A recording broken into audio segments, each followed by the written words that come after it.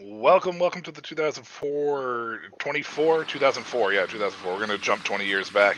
2024 edition of the first edition of the Goal Line Stand. I'm Michael Washington, as always, with Justin Arthas, of course. Krish is with us tonight, and Kenyon is joining us from, it looks like his kitchen. You darn all right.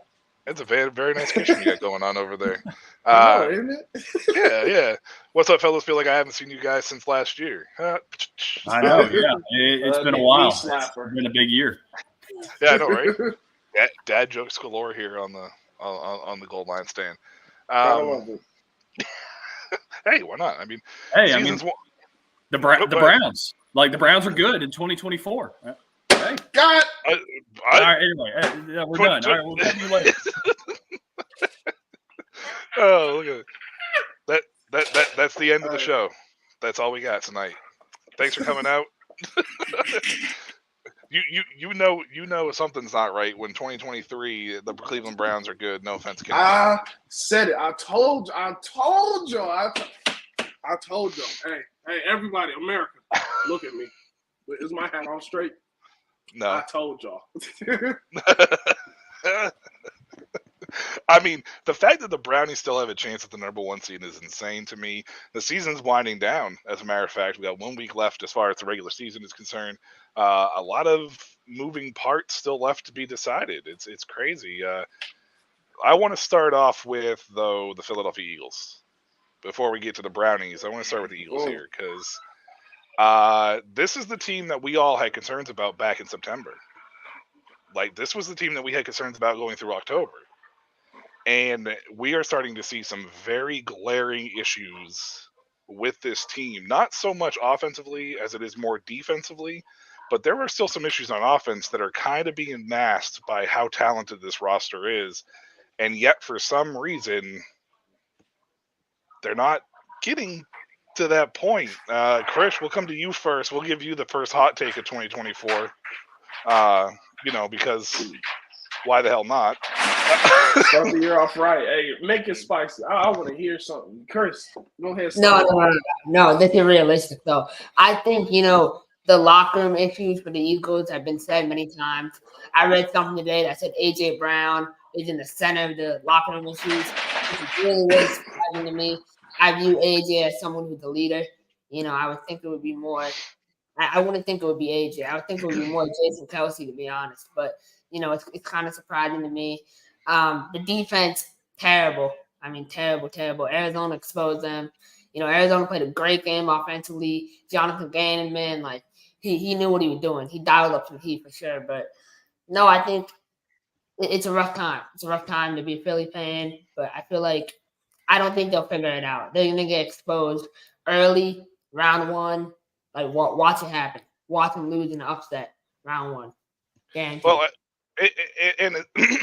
honestly, this isn't something that is it's not the same NFC as it was at the beginning of the year. Like, there are some teams that are really kind of creeping up now that are starting to look, fairly good. Tampa Bay got a little bit exposed this week against New Orleans, but the Rams are probably playing with some of the hottest football in the league right now, and they're going into the NFC playoffs. It looks like no, they are going in. They clinched this past weekend with the Seattle loss.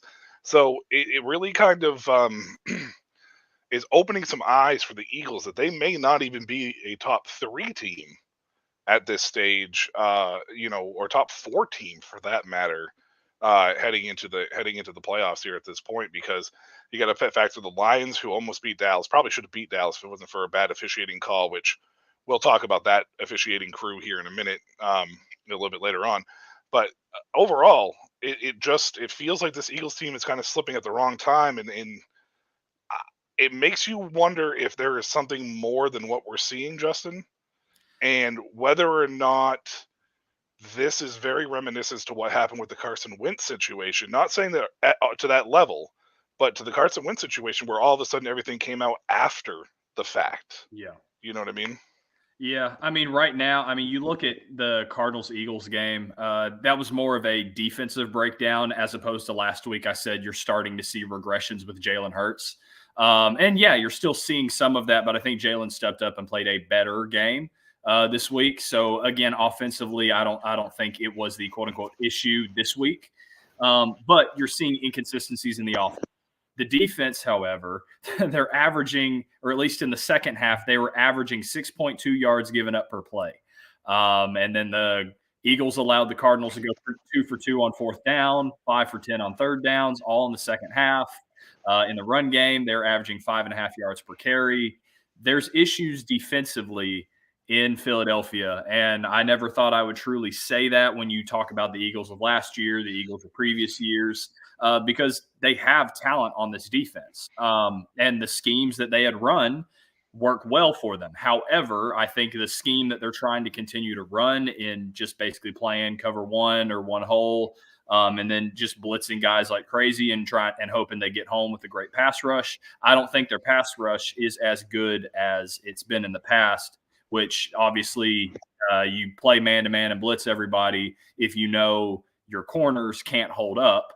So you're at least trying to play man-to-man and don't give them time to get down the field. So at least force their responsibility to press a guy and get blitzes there, try to get home quickly to where you can mask that.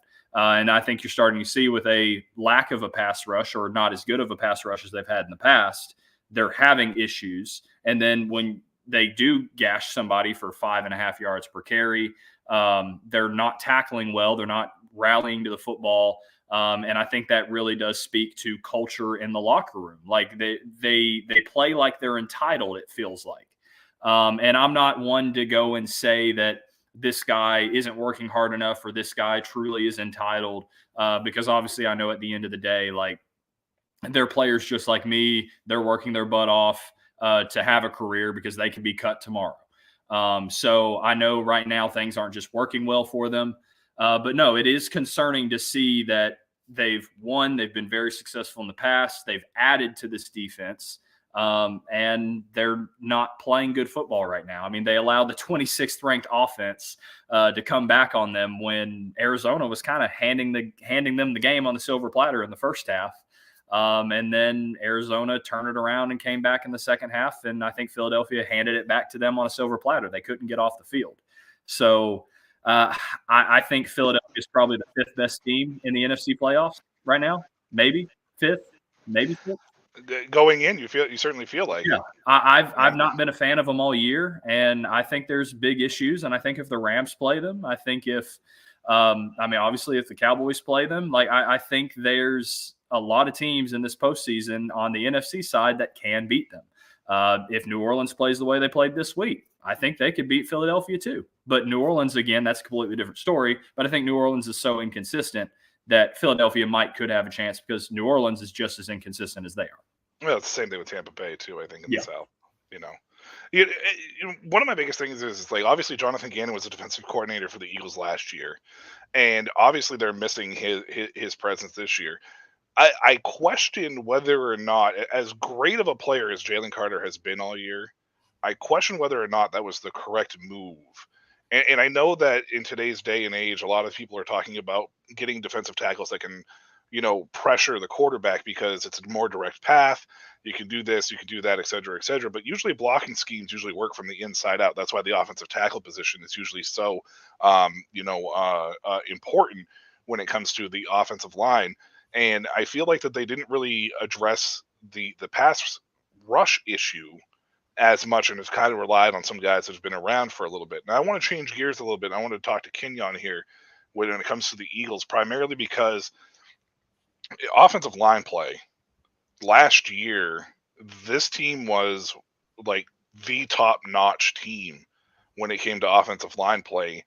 And despite all of that, do you feel like the overall age of this team is kind of catching up to them, Kenyon? Because I don't feel like the offensive line play is nearly as stout as it was last year, and I think you can see that partially in the run game as well. I wouldn't say that at all, because it's like I feel like everybody is kind of like putting a lot on the Eagles because of how good they were in the past, and they're having a bit of a drop off. like most teams that have had like championships and whatnot, they have a small, a slim to small drop off their next year. That's kind of like how it is. I feel like, but yes, they are playing bad ball, but I don't know. It's like I still feel like they have one of the best offensive lines in the NFL right now. So I don't think it's like age really catching up with them. I think it's probably more of like it's closer towards the end of the season, and we're starting to feel our bodies, because like I know on personal experience, I for sure felt my body kind of towards the end of the season. That's when I needed, the little bit more love and care, from the training room. And they got to. I feel like they just need to, get a couple good ice baths, stretch it out, really, get one with them and get them. They'll pull it together. I believe in the Eagles. I see what they can do. Oh well, we got a believer in on the panel today in the Eagles. I believe. I ain't gonna tell. He's a believer from Believe Land. Well, I mean that's pretty much his entire fandom is just believing, right? Basically, Cleveland the whole way it goes through. That's all you believe in, right? AC, welcome to the show. We're playing our ass off. It's more than believes. Well, I mean, to be honest with you, AC, he's got one up on you. At least the Cleveland's going to the playoffs right now. Cincinnati's kind of. Y'all on the couch, ain't y'all? I mean, you got.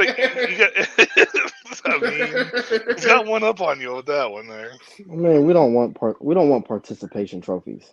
Y'all don't have a chance. Man, we ain't want y'all in the playoffs. Y'all don't have a chance. As long as Baltimore is still in it, bro.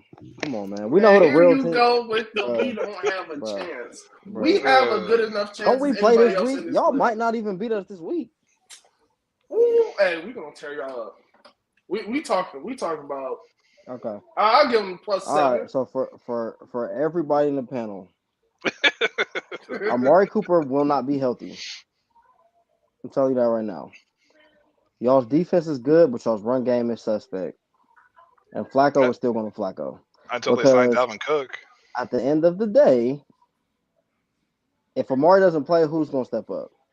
Do you got your faith in Elijah Moore? I don't think you do. I really don't. I got faith in Elijah Moore. To do what?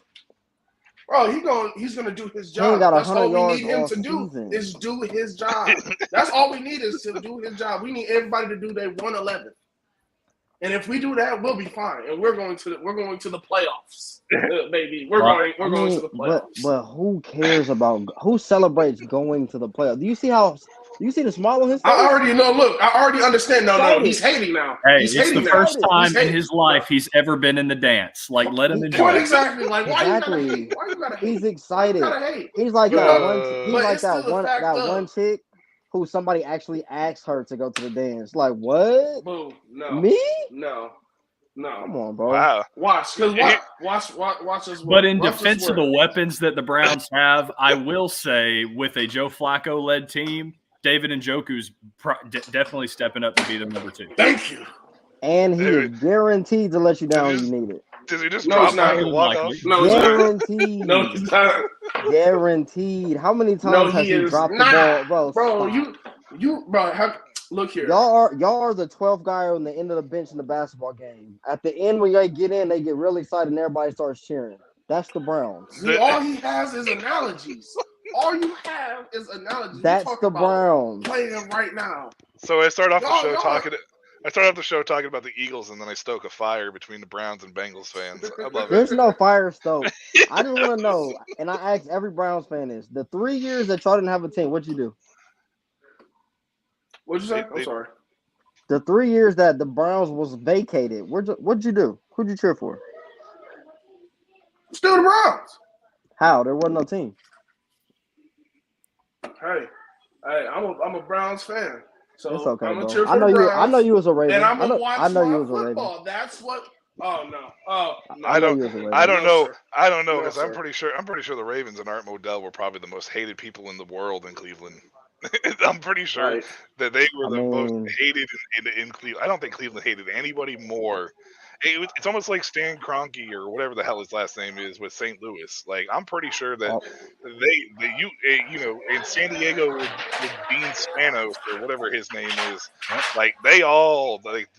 Mm, I mean, we moved the I knew some team. brownies. We moved the team, and now we're on our way to our third Super Bowl. That's all I'm saying. Well, Eh, yeah, that's kind of fair. All right. I, Hey, sometimes you get the short end of the stick, but it's cool. huh? You gotta work. You gotta work to get what you want.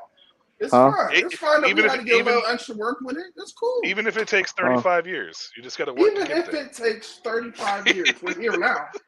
What you got to tell me now about now, right now? Hey, I still been waiting, man. It's a Washington Y'all, fan, so don't get me. y'all are the equivalent of the Topeka Tropics winning the NAL championship. That's It's not, crazy. it's not happening, sir. You A little gonna NAL bring up my smack talk former here on the team. on the goal line stand. A You said little what? NAL smack So talk. you gonna bring up I the can't former say team? anything. I'm not allowed to say anything, man. I've You seen the said fit. Jackie Moon.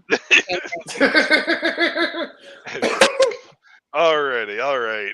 Let's get back on track. I think maybe here.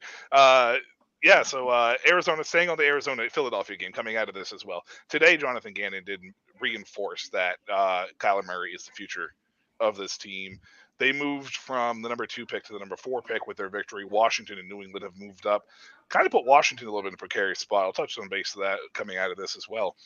Um, Arizona is going to stick with Kyler having the 4th pick, but now there's a chance at this stage that they could possibly miss out on Marvin Harrison Jr. Do you think that there's a possibility they trade out of this 4 spot, assuming that they don't fall in love with somebody at that spot or don't see a Marvin Harrison Jr. AC? Like, what's the Arizona plan moving forward with Kyler? How can you rebuild around this team? Because Hollywood Brown is likely going to be a free agent, and Arizona is going to let him walk. Kyler's contract is a little too restricted with the cap space that I don't know that they're going to be able to be a major player in the free agent market for a wide receiver. How do you think they should go about this possible rebuild if they are going to go with Kyler in this situation? Because that team, that roster, top to bottom, still kind of feels like it's shocking that it's a 4-win team.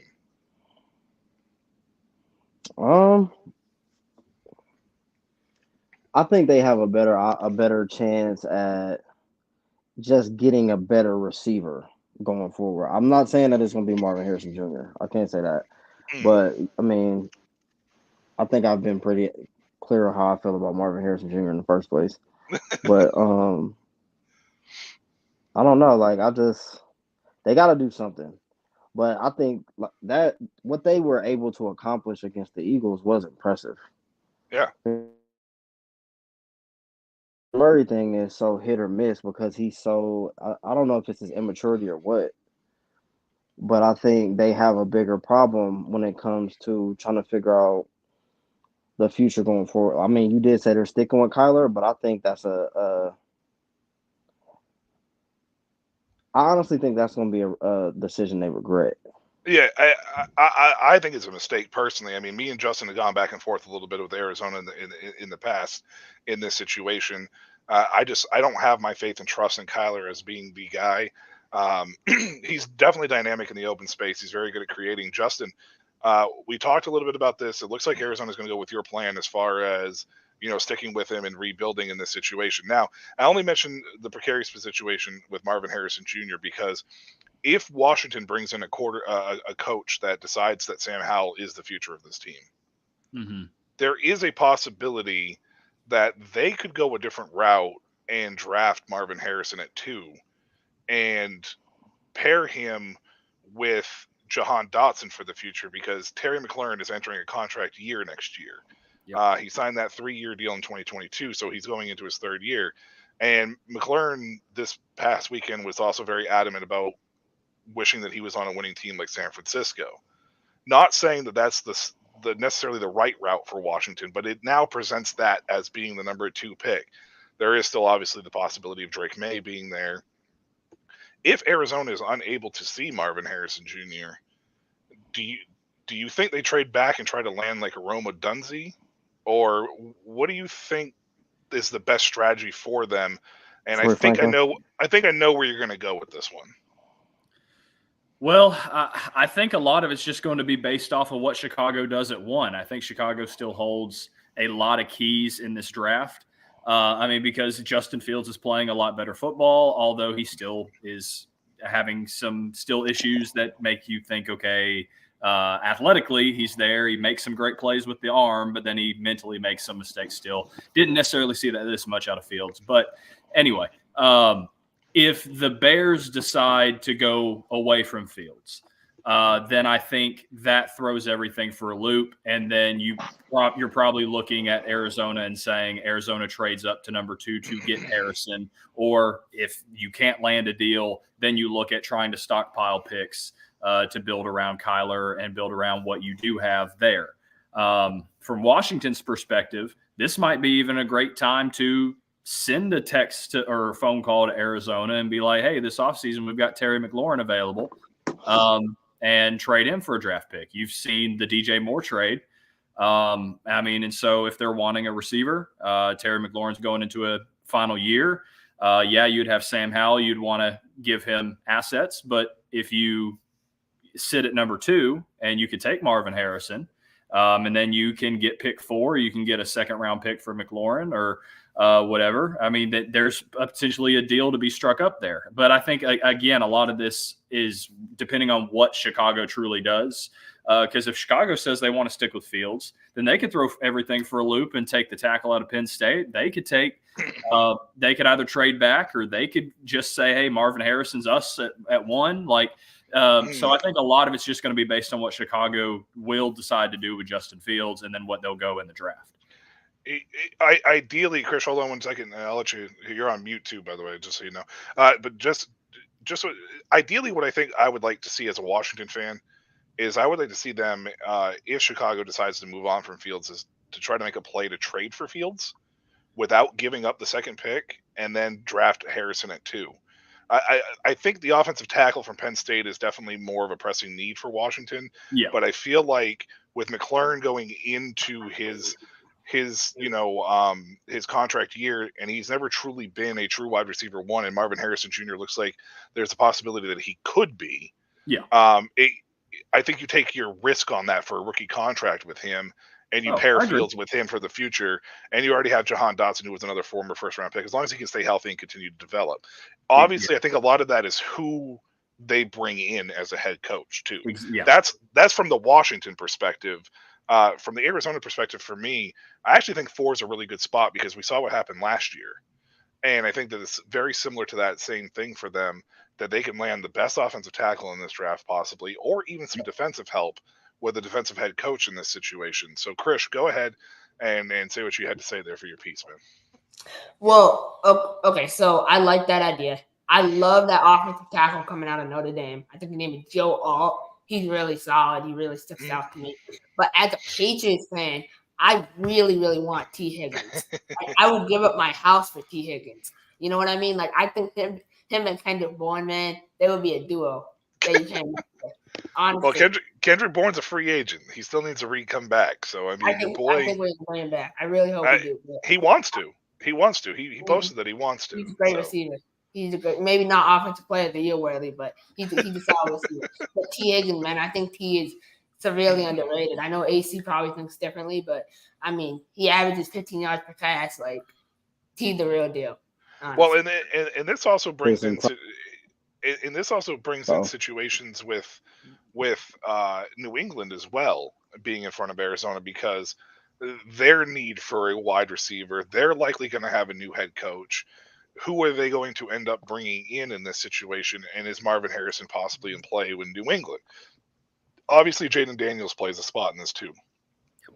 Somebody is going to reach for Jaden. And I say reach. I don't think it's that far of a reach, but I think it's one of those situations where it's going to be a quarterback needy team that sees the first 2 go, and somebody's going to trade up essentially at that point in time. AC, I know you have very strong feelings about T. Higgins. Even though the dude played pretty well, but he's played well for you guys here. He has. First statement. It is blasphemy, and that's why I want him to get out of there, for you to say that Terry McLaurin has not been a wide receiver one for you guys. No. He has Y'all not been a wide receiver one. Absolutely, he has. Okay, listen. There's no Terry way he McLaurin. hasn't. He has 25 touchdowns in 5 Yep. seasons. He Oh, has yes, over yes. 5,000 yards as well. Do you know how many receivers have had that, even for the Redskins / whatever Washington football team, whatever you want to call it? He has better numbers than T. Higgins, who we just mentioned. He has better numbers than almost anybody out of his class. Yes, so why is he not a wide receiver one? Y'all just haven't been good. Well, okay.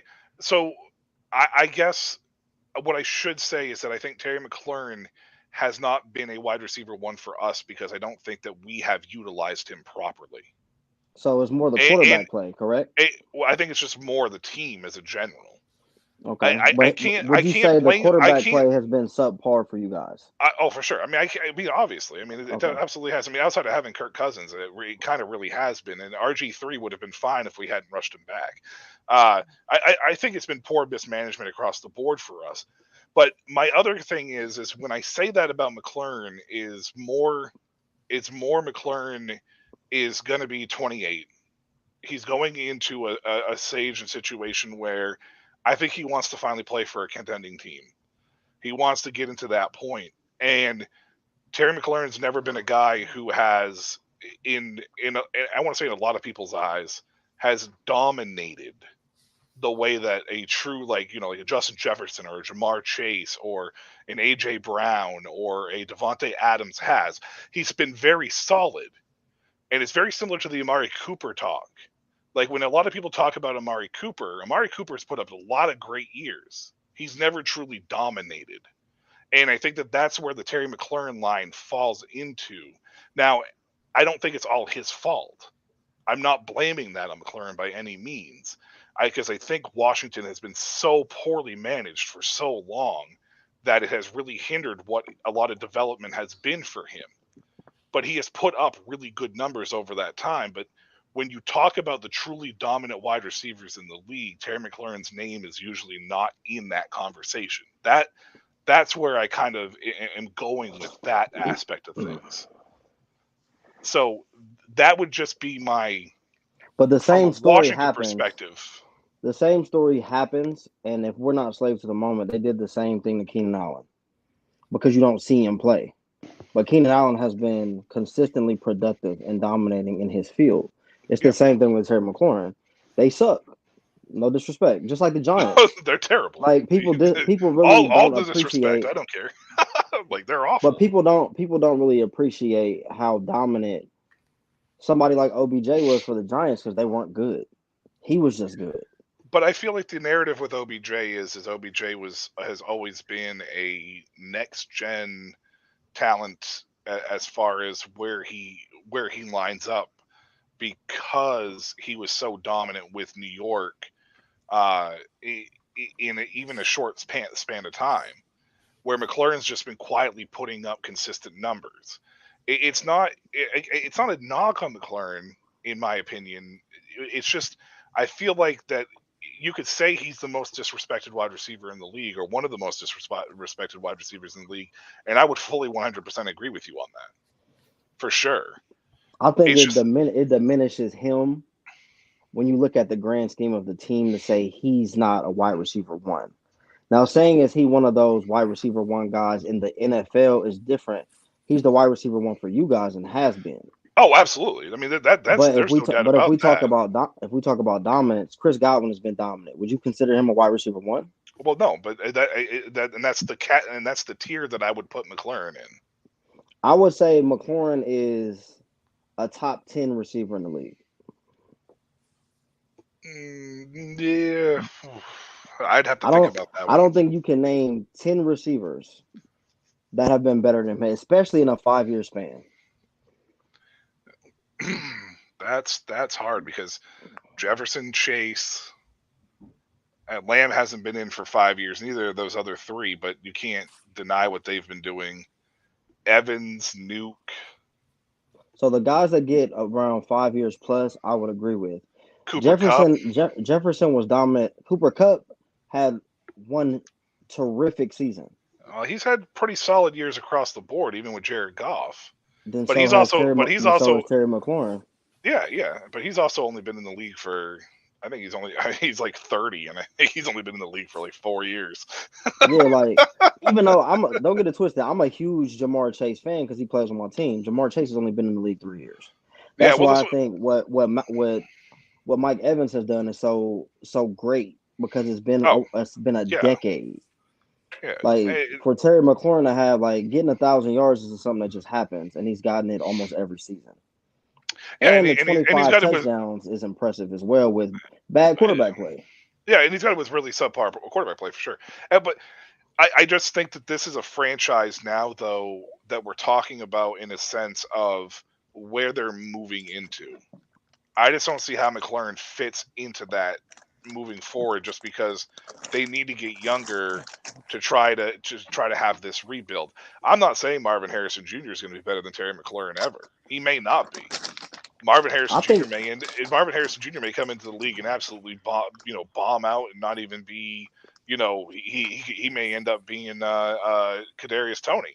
You know what I mean? It's just it doesn't appear to be that way, but you never know. I mean, let's not wish that on the kid. Oh, like that's horrible. Let's put it this way: I don't wish Kadarius Toney on Kadarius Toney, and he's actually living Kadarius Toney's life. Like that's, like, you know what I mean? I honestly don't think he's going to come in. I don't see what everyone else sees with that. Like he's head and shoulders above the top receivers in college. I don't think Malik Neighbors plays against better talent. I think without question. I think Rome Odunze has played against better talent this year. I think Rome Odunze is so it's kind of truly is truly probably my guy there. So I mean, anyways, Curtis, welcome to the show. We were just debating a little bit about Washington and wide receivers and whatnot, and what's going to happen at the top of the draft. Obviously, this time of year, there's only so much we could talk about with the playoffs and everything's kind of getting wrapped up. There's still some battles though. The NFC South is still up for grabs. The AFC South is still up for grabs. The two divisions that we thought were the two worst divisions in the league kind of are, but still are, coming in and having at least a week 18 battle of sorts. And I mean, let's shift gears a little bit from the top half of the draft, Curtis. I don't know how much of that you caught, and we can get your thoughts a little bit later on that if you want. But yeah, the AFC South, man, we're talking Indianapolis, Houston, and Jacksonville. Jacksonville's been on a skid. T-Law's been banged up a few times. Had some issues coming out. I mean, I think what is it? Houston and Indianapolis played this week, I believe, and then Jacksonville plays Tennessee. So it's all AFC South week 18 coming up. Does Jacksonville survive this and come out? I think if Trevor Lawrence plays, I think that they have a good chance. I know last week I said that I thought the Colts would win the division. They ended up, it was horrible what happened with the Raiders win. When you look at the dude really wasn't offsides, but it is what it is. It was a bang bang play, but I don't know, man. To be honest, the Colts, like I said last week, I think they could win the division. But when you look back at it, you look back at the past. What was it 2 years ago when they had Wentz in? They were I think it was a win and you're in game for the playoffs, and they whiffed it. So I don't know if they're gonna. Minshew really didn't impress me last week. Obviously they had some long passes, just like it was like Josh Dowd or something like that. Had one catch for 53 yards and a touchdown, and I love that. Jonathan Taylor. You know what I mean? I know he's great too. Don't get me wrong, but like I always had such high hopes for Mo Alley Cox, and I don't know if they just don't use him right, like how Atlanta doesn't use Kyle Pitts right. I don't know. Like I always thought Mo Alley Cox was going to produce a lot more than he has. I like 9 tight ends on that roster that all do the same thing. Like it's insert name here. And I, the Titans, I know they would love to just knock Jacksonville out. Because it's basically it's going to be whoever wins from the Colts or what's the Texans? Are the Texans and the Colts? So the Colts it's right now, a 3-way tie at 9 and 7. Yeah, the three-way tie, but the Colts are in the 7 seed right now with tiebreakers. Houston is the 8 seed. If Jacksonville loses and Indianapolis wins the division, and I believe it's the same for Houston. If Houston wins and Jacksonville loses, I think Houston wins the division because that would put them with the one record over, right? So, Yeah. so it literally is up for grabs this weekend. But if Jacksonville wins, Jacksonville wins the division regardless. So they control their own destiny. Yeah. Right. Justin, I'll come to you. I was going to go to Kenyon, but he has stepped away for a moment. Is this Jacksonville team, is it just suffering from the injuries down the stretch that's kind of caused this team to struggle at this moment in time, or is it something more there? Because to me, this team is better than what the record's showing. Yeah, I think it's a little bit of two different things. I mean, first off, I think a lot of it is injuries. I mean, Trevor Lawrence has played well at times and then has battled injuries and hasn't looked so good when he's played. C.J. Beathard, I mean, played really well for Jacksonville this past week. So obviously, the second man up in the show played well, kept the playoff hopes and division championship hopes alive there. But no, I mean, they struggled for a while to truly get Trevor Etienne involved in this offense. And so then they kind of became one-dimensional offensively. And when defenses know what's coming and know how to stop it, you can play press coverage a little tighter. You can play cover 6 or cover 4, or whatever Jacksonville likes to do and what coverage takes that away. You can get one-dimensional and allow a defense to kind of do what they want with you. So I think Jacksonville's just kind of hit a rough patch. And then defensively, they have inconsistencies of being able to stop people and all that too. So, I mean, I think Jacksonville of the three is probably still the best team and probably has the highest ceiling. But if I'm leaning towards any team at all, it would probably be Jacksonville winning the division solely just because they have to play the Titans. And I don't know the update on Will Levis and his injury, so I don't trust a team led by Tannehill right now. And so I would give advantage Jacksonville to win the division. But in this Colts-Texans game, I thought C.J. Stroud would appear a little rusty when he came back. He didn't. He looked really, really good. Yes, there were some red zone issues, but I think that's the little bit of rust that you did see out of Stroud. I mean, and then Indianapolis's offense is fairly good, especially when they involve Jonathan Taylor and Michael Pittman gets healthy and gets involved, and Downs is involved. And but I think defensively they're just so bad that you give Houston the advantage because of how their offense looks under C.J. Stroud. If Case Keenum's playing, Indianapolis has a chance to go win the thing. And don't get me wrong, I love the Colts organization. I love Gardner Minshew. I love the coaching staff they have there. But this feels like, if it's weird to say this because I think everyone kind of hoped that this would be the year the Colts take a step forward and hit the playoffs. But I still think they might be a year too early with the core that they have. So if they don't end up making the playoffs, I think you're still looking at a bright future for Indianapolis. But it kind of feels like Jacksonville may creep in because of who they play. And then come playoff time, who knows what they're really going to be. They have to get healthy. And then Houston can be dangerous, but they're young, overachieving. And with C.J. Stroud, it's hard to beat them. Yeah. Happy New Year to you too, Joshua. Thank you for tuning in. As always, it's always a pleasure having people in the comments. Kenya, I was going to come to you right before that and ask you if you feel like this Jacksonville team is definitely better, than what their record lately has been or not, and what do you think that they can do to kind of rectify this moving forward? I feel like a lot of my answers are going to be based off of like what I play, and also, I'm also going to be the guy on here that I believe, but I believe. You believe everything, man. But when I believe in something, I believe in it. But you believe in Santa Claus too? Sometimes. Okay. If you brought me a PlayStation, depends on if you were nice this year. Man, but I believe the Browns they're really going to do a playoffs. lot. Here we go. Here we go again. But I believe Jacksonville going to really do it up. I think they're going to really get it together. But I feel like they need to run the ball a little more. But I think they're going to potentially like mess around and slide out with the. I wouldn't say the championship, but they're gonna have a nice little playoff run potentially. I think Jacksonville has the talent for sure. You know, the team is there. They have the pieces in place. It's just whether or not Trevor Lawrence is healthy and they're able to do it in that sense. The NFC South is a mess too. You know, right now you're talking New Orleans. I don't know. What is that? Is that an Oregon Duck thing? I mean, you guys smacked the hell out of Liberty, but I mean, Nope. it was Liberty. Liberty Bibbity. Liberty Bibbity.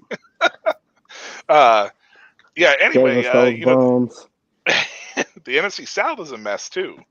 You got Tampa Bay, New Orleans there. I would say Atlanta, but I mean, isn't somebody in the panel a Florida State fan? Too. I'm a Florida State fan. Oof. Yeah, I'm a Florida State fan. Need a hug. I can't count the bowl game. No, I know. Are you kidding me? I don't even count QB1, QB2, QB4, running back 1, running back 2, wide receiver 1, wide receiver 2, tight end 1, tight end 2. I mean, offensive tackle. It counts. Jared Verse. I mean, if we could have beaten Liberty, we could have played Liberty, we probably would have won. I don't know if y'all would have beat them. Us four could have probably beaten Liberty. I'm just kidding. Liberty had a great team this year. They had a great season. They were actually a little good though. They were completely outmatched against Oregon. Though. That was a impressed. terrible matchmaking by the committee. I don't know what that was all about. That was awful. Yeah. Should never have happened. Oregon was too damn good, even though they did lose to Washington twice. It looks justified now, though. Oh, it does. Washington's a good ass team, man. I feel good about them in the national championship. Me too. Especially against Michigan. You know, if anybody's a Michigan fan, I don't apologize. Just saying. The NFC South is a mess, though.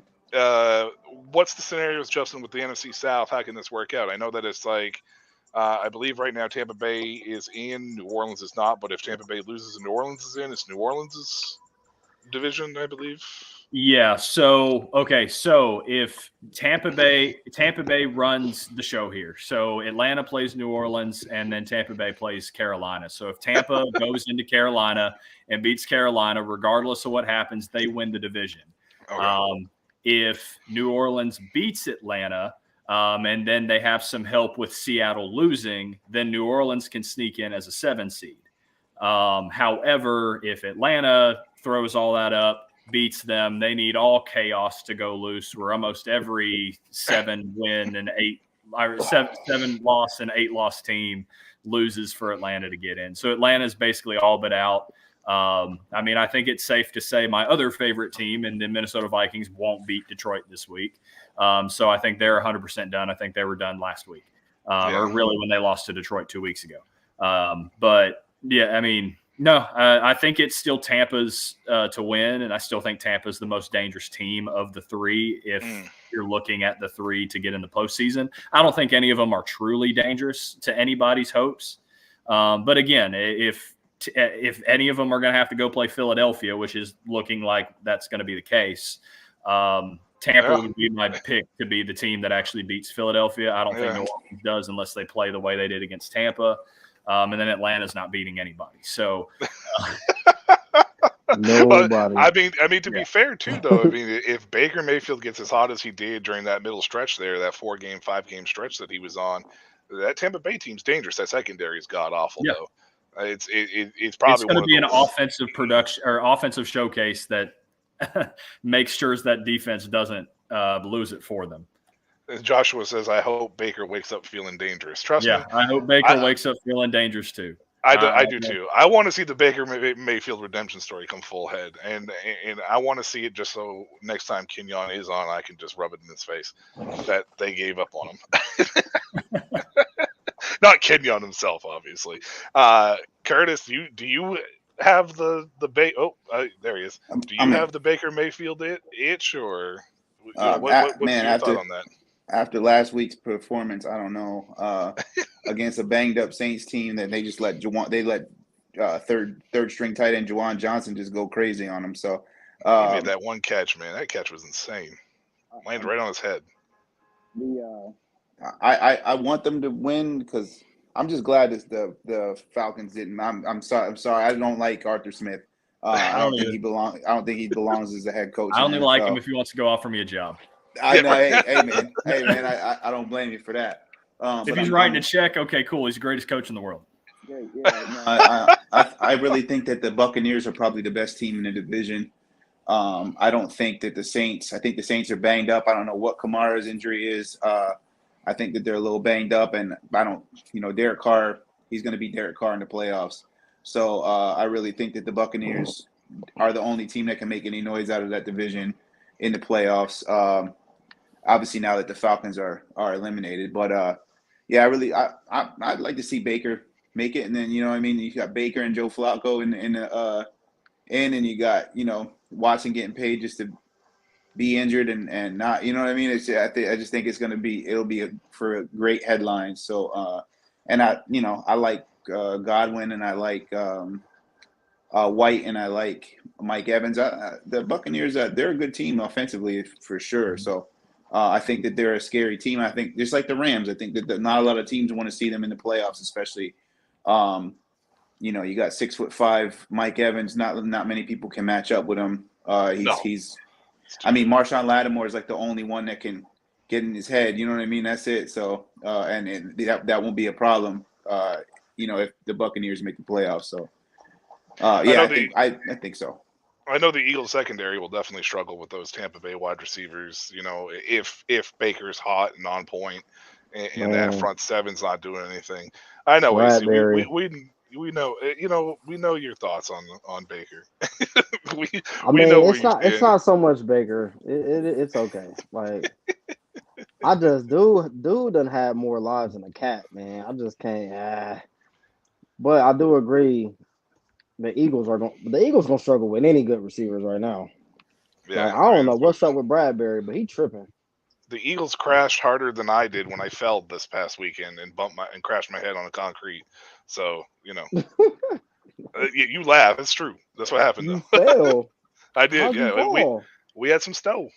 We had some snow up here, and I'm in Maine, man. It snows too much up here. All right. So I want to touch on this real quick, only because this situation has kind of now gotten a little murky heading into Week 18.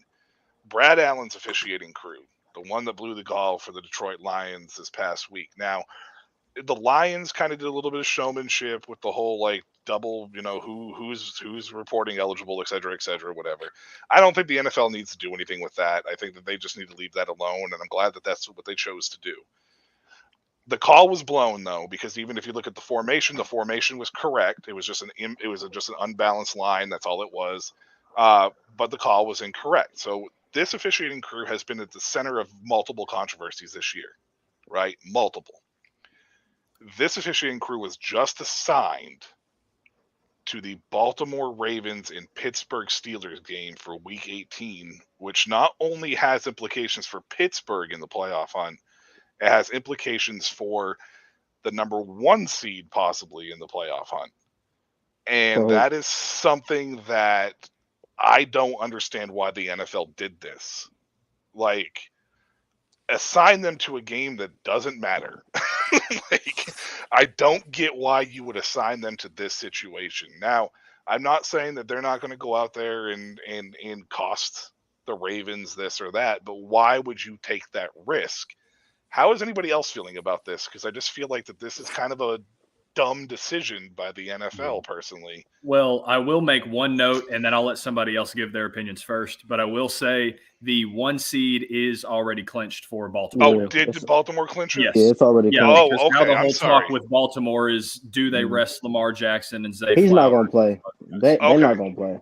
Okay, my apologies then. I thought for some reason there was still a chance. So. No, so the 2 seed in the AFC is going to have 5 losses. Okay, and the worst Baltimore will have will be 4 losses if they lose. And Buffalo could still move up to a 2 seed, as well. Yes, so because the winner of the Miami Buffalo game is the 2 seed. Is the 2 seed, yeah. So I thought Snoop was going to be starting for the Ravens. he might. He is supposed to start. Oh, snap! Did I go off the screen? You lost your camera. I think you turned it. But Curtis, go ahead and give us the thoughts on this. I know you posted some things about the Lions or whatever in some of the chats or whatever, but this officiating crew has been at the center. of Yeah. numerous controversies this year.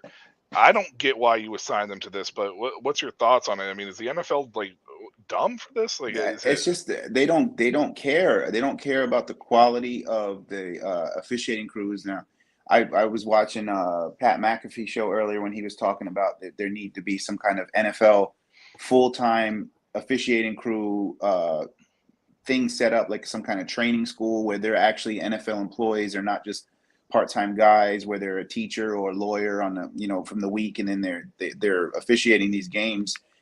And basically the real thing is not just because of the implications of the NFL. There's implications with betting, and we all know that sports betting has a big say so in the NFL. You know what I mean? It pretty much runs the world. So it's not good for the NFL. It's not good for the product. It's not good for games. That entire game was literally like no flags being called almost the entire. They were just letting them play, and then at the end of the game, it was just flag after flag after flag after flag. Yeah. And when we showed that, I showed that thing where they missed the tripping call and they called it on Hendershot or whatever from Yeah. the Cowboys, and it was supposed to be on the Lions.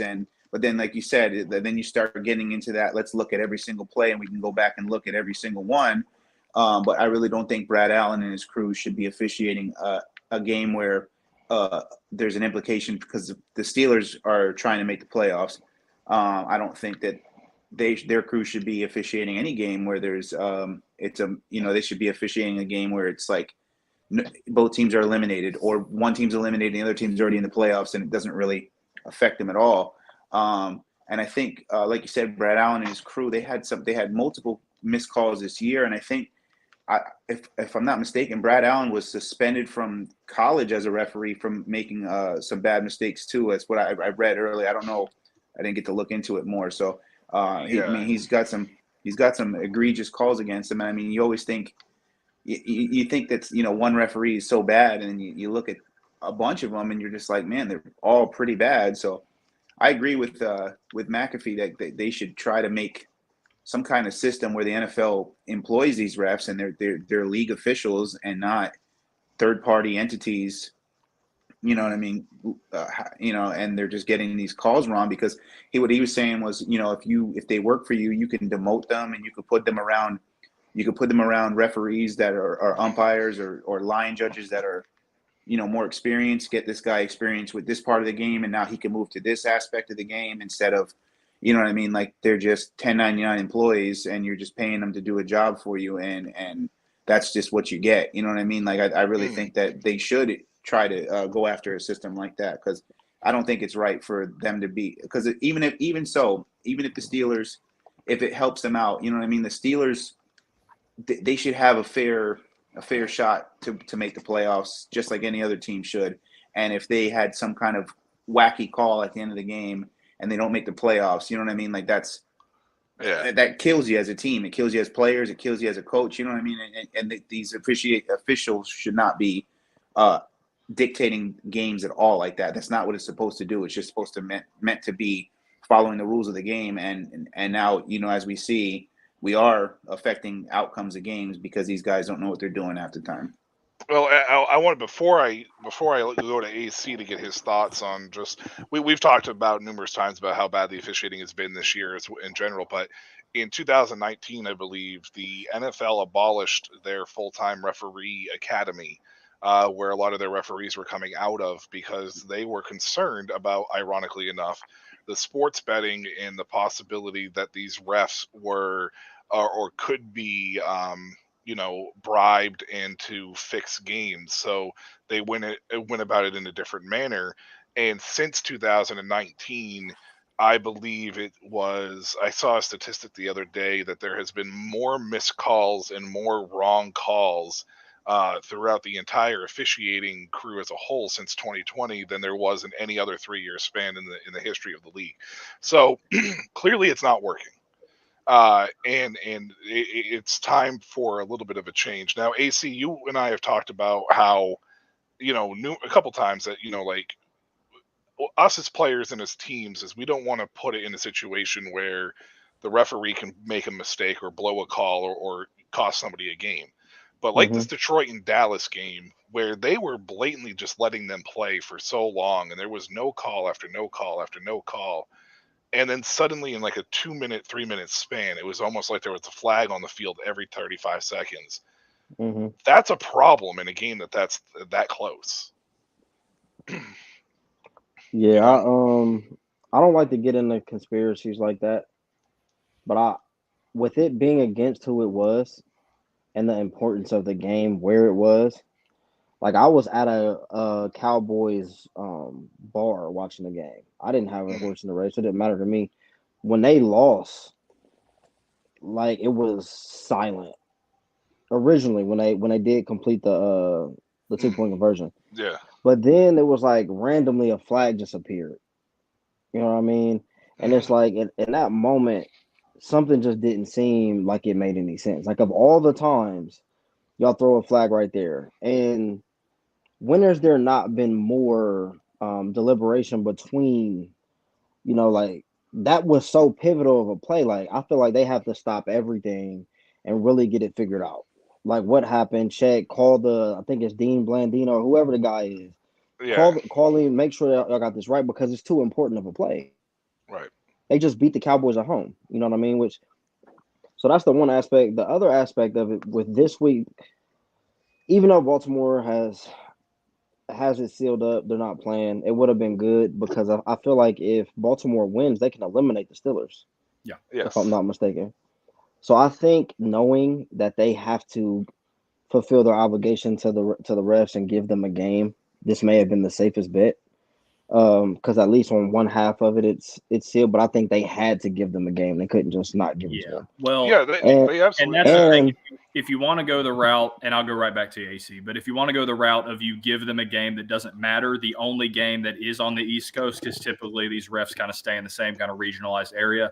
The only game that has no implications at all of seeding or anything is Philadelphia at Giants. And so you could have given them that game. Washington plays Dallas this week, right? So yeah, well, so, that too. But and they're all division games too. Yeah. So yeah, they're all division games as well. No, I just wanted to. Yeah, go ahead, AC. Go ahead, finish it up. Sorry, man. But these guys make. I just looked it up. They make their salary is $205,000. That's a lot of money to just be blowing calls, and they always come out after. You know what I mean? Like, oh, we messed it up. That can't keep being the situation. Like, if anything, they have to have some type of penalty for these blown calls because they're changing certain aspects of games and the seedings, the season. I mean, it's kind of like they should be, like you said, demoted. Maybe put them in the UFL or something, like, like demote them, put them somewhere else, and make them work their way back up. Like you can't just. I mean, you can look at just that last drive that when Dallas was playing soft against the Lions. I don't know if it was Curse or I'm trying to think it was Curse or it was the other safety from Dallas. He literally the pass interference. Yeah, he held him, and there was no. And Troy, how do you not call that? How do you not call that? Yeah. Yeah. And Joshua, I see your question. I will answer it here in a minute. I just want to finish up their thoughts here. Justin, AC brings up a good point about this quick replay system that's in place. And I know the NFL doesn't want to necessarily do it with penalties as much, in certain penalties and whatnot. But I feel like under 2 minutes in the end of each half, or even 2 minutes just in the end of the game, it may be a good idea to employ that quick replay system in place for this particular reason. Because, like everybody said, this was a huge call in a game that does implicate seedings and everything else. So it was a blatantly missed call for Detroit, and it kind of screwed them, to be honest with you. And like Curtis said, the odds went crazy when they scored. When they scored the touchdown, I was actually on FanDuel at the time. The odds went crazy that they get the 2-point conversion. Yeah. So that has to play some type of role. Of course.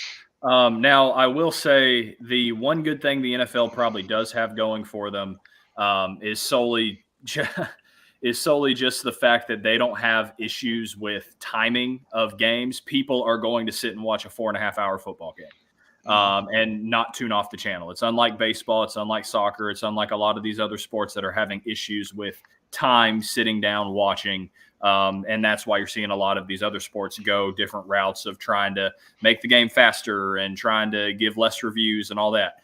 The good thing with the NFL is they can do this, and I don't think there will be any backlash, especially if you throw in something 2-minute drill of each half. Most if not all flags can be reviewable. Yes, that can extend games further at some point. If you review every little flag, then of course you probably start having fans getting frustrated, whatever. But but if it's for the sake of getting calls right, I'm all for that. Now, will the NFL do that? Not sure. Now, if we go back to the other conversation about the demoting of refs and things like that, right now, obviously, we all know they're not full-time employed by the NFL. They're basically just 1099 employees.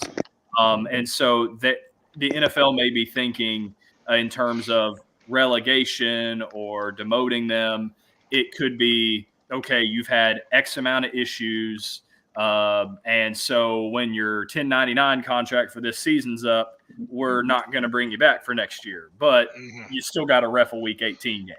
And we've already said, and I believe that NFL's already said very quickly after the game that Brandon Allen's crew will not be reffing a team. They're axed from the playoffs. So, which at the same time does affect the money that they make. So that is at least a decent rules that they have. But no, I'm all for the NFL going back to employing these guys to where this is your career, just like how my career is a football quarterback and we're football players here. Like that is our career. Like make that an NFL ref is your career, and then bring back the training school, all that. I'm all for that. The NFL's got plenty of money. It's not like they're trying to penny pinch. They're still going to make billions of dollars. And this encourages a better product on the field because you have less controversy over a lot of this. Yes, I understand the reasonings behind them going and saying, okay, let's pull away from it because of the betting scene, whatever. I think now you're even seeing players in the betting scene, and then the NFL's having to suspend them and things like that. Carry over the same policies or continue to make them more rigorous and more disciplinary. So I think at this point you need to go back and reconsider, if you're the NFL, like how you handle these refs, how you hire them, what you train them to do. And yeah, pay can stay the same, whatever, but it's got to get better for football in general, for the product in general. Because if this continues to happen, I thought the Packers ref debacle stuff when the refs were on strike and stuff was bad. And so that one in the Rams interference one, against the Saints. Against the Saints. Yeah, that was bad. What I was going to bring up was real quick about when we were talking about the replays for penalties, is that in that year, that was the year that they tried that pass interference challenge, and not one team won because those refs, even if this is the thing that you got to want. It's like a shield that they protect, like the thin blue line, where they're not going to tell on each other and they're not going to go against each other. So whatever that ref called, they're gonna stay with what that ref says. And that's every where team lost. Yeah, and that's where I think you still take it out of the refs on the field's hands and send it to New York City. Send it to wherever. I mean, obviously NFL headquarters is New York City. Send it to the headquarters, like they do with any other reviewable play, and have a third-party ref or a third-party person that's hired do that. Yeah, and I agree with that. And that's the one thing that I think needs to happen because, I mean, VAR in soccer does it. Yeah, it doesn't have to be. Gameplay has to stop. Yeah. The way they let them run the next play was ridiculous. Yeah. Gameplay has to stop. This is too important. Yeah, within 2 minutes. Yeah, gameplay has to. Any scoring playing within 2 minutes, I thought everything was supposed to be reviewable. Yeah, and it doesn't have to be, throughout the whole game. Just do that quick replay that they've been doing that was really successful this year. As far as correcting calls in the matter of seconds, like that was fine. There was no issues with that. There was nothing in a controversy in that standpoint, and they corrected some good calls this year. But for some reason, whatever it may have been, this should have been something for sure. And Joshua, it's a great question, by the way. He wants to know about the new UFL sign a deal for training refs and experiment league. The deal was with the NFL and the XFL to test new rules, help train refs, give them some game experience so the refs can come up. I don't know if the new deal sits with the UFL or not. It's not an exclusive deal. It's just the UFL is now going to employ refs to either give them extra time. So we could possibly see like a guy like Brad Allen spending time in the UFL to try to get it right, but it's a whole new rule book for the most part for him to have to learn, because the play styles are still different, even though it's similar in some sense. So it'll be interesting to see how that develops now. But overall, that's pretty much what they're doing, is just try to get experience to these guys to get them a chance to get into the NFL rule book, because a majority of the rules are still the same. It's just a few slight changes here and there. I honestly would love to see them bring back that academy, even if it's just for the head referees.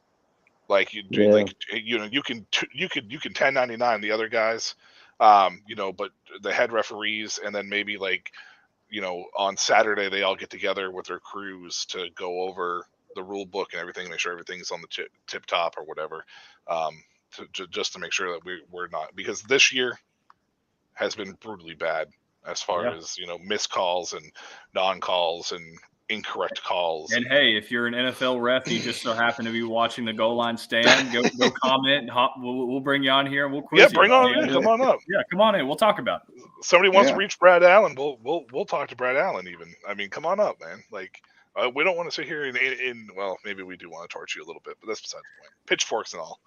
The old school Frankenstein hunting there. Let's see. Well, let's just segue. Justin, let's get right into your quarterback list for, what is it, week 17? So week 17. Sounds so weird with another regular season week coming in. Yeah. There's a lot of things to take into account when you talk about being viewed as a top 5 quarterback. It's not a laundry list. This is a list that, it has to be taken very seriously.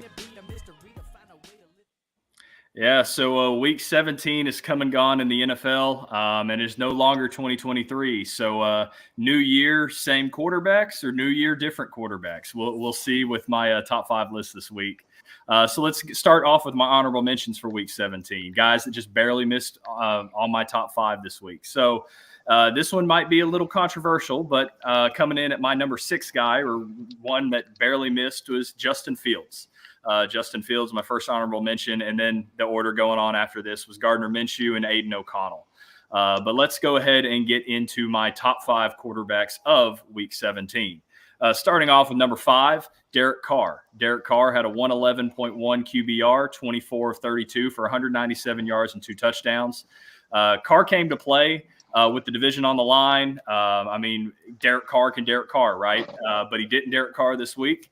He played big on third down over and over again, and he rarely made an error all game. The Saints needed it. He was quick and decisive with reads and threw the ball all over the yard against this Tampa Bay defense, which has been playing well as of late. So Derek Carr definitely deserves number 5 on my list, and they've got a big game this week against my Atlanta Falcons to see if they can get into the postseason, depending on what Tampa does. So Derek Carr is going to need to continue to play like this in week 18. But moving on to number 4, Joe Flacco. Joe Flacco had 121.1 QBR, 19 of 29 for 309 yards, 3 touchdowns, and 1 interception. I've got to dock Flacco on this list because of the interception. It was weird trying to throw a screen, defenders trying to jump up, intercept it. You're just kind of holding on to it, waiting to throw it, and then you still decide to throw it anyway. So one kind of mental miscue from Joe Flacco hurts the performance. But at the end of the day, he continues to keep the offense moving with precision and precise scheduling.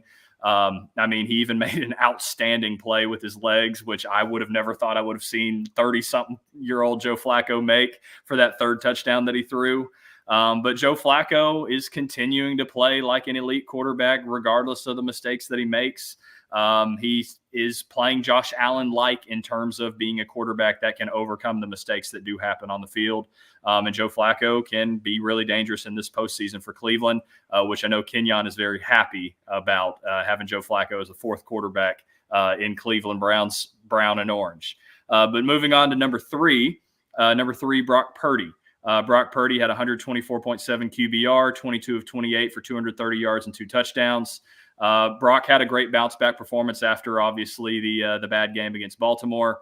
For the most part, he kept the offense in rhythm, delivered beautiful balls on time over and over and over again. And when necessary, he pulled out the Houdini and made plays and made stuff happen with his legs, and shows he's not always just a system quarterback. So great bounce back game from Brock Purdy. And this is what they're going to continue to need to see if they're going to really push deep in the postseason and maybe take it to Baltimore in the Super Bowl if they do happen to meet again. But moving on to my number 2 quarterback for week 17, number 2, Jordan Love.